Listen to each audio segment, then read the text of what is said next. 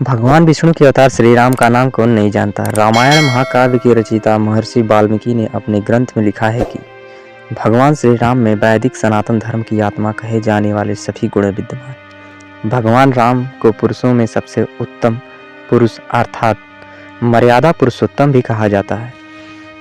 त्रेता युग में जन्मे भगवान श्री राम अयोध्या के महाराजा दशरथ के सबसे बड़े पुत्र थे। लक्ष्मण, भरत, शत्रुघ्न राम के भाई थे। भगवान राम की मां कौशल्या थी और शेष सुमित्रा और कैकेयी के पुत्र थे।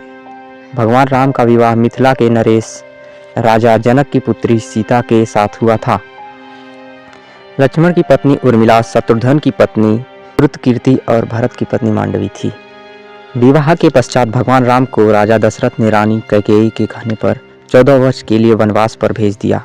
क्योंकि एक वचन के अनुसार कैकेयी राजा दशरथ से कुछ भी मांग सकती थी, तो रानी कैकेयी ने दासी मंदोदरी के उकसाने पर भरत को अयोध्या का राजा बनाने और राम को वनवास देने की इच्छा जताई और पिता की आज्ञा का पालन करके राम भगवान सीता और लक्ष्मण के साथ वन की ओर चल गए।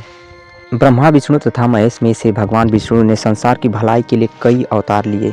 भगवान विष्णु द्वारा कुल 10 अवतार लिए गए हैं, जिसमें से भगवान राम 7वें अवतार माने जाते हैं और यह अवतार भगवान विष्णु के सभी अवतारों में सबसे ज़्यादा पूजनीय माना जाता है। भगवान श्री राम के बारे में महर्षि वाल्मीकि द्वारा अनेक कथाएं लिखी गई हैं। वाल्मीकि के अलावा प्रसिद्ध महाकवि तुलसीदास ने भी श्री राम के महत्व को लोगों को समझाया है।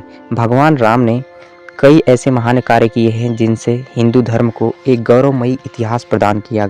भगवान विष्णु ने राम बनकर असुरों का संहार करने के लिए पृथ्वी पर जन्म लिया। भगवान श्री राम ने मात्र पितृ भक्ति के चलते अपने पिता राजा दशरथ के एक आदेश पर 14 वर्ष तक वनवास काटा। नैतिकता, वीरता, कर्तव्य परायणता के जो उदाहरण भगवान राम ने प्रस्तुत किए, वह बाद में मानव जीवन के लिए मार्गदर्शक बन गया।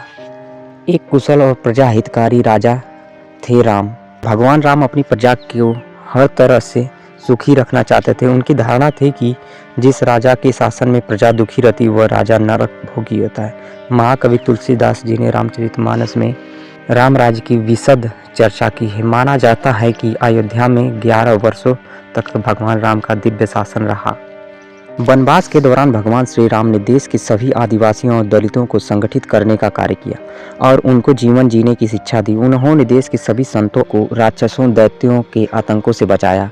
अपने 14 वर्ष के वनवास के दौरान भगवान राम ने भारत की सभी जातियों एवं संप्रदाय को एक सूत्र में बांधने का कार्य किया। चित्रकूट में रहकर भी उन्होंने धर्म और कर्म की शिक्षा दीक्षा ली।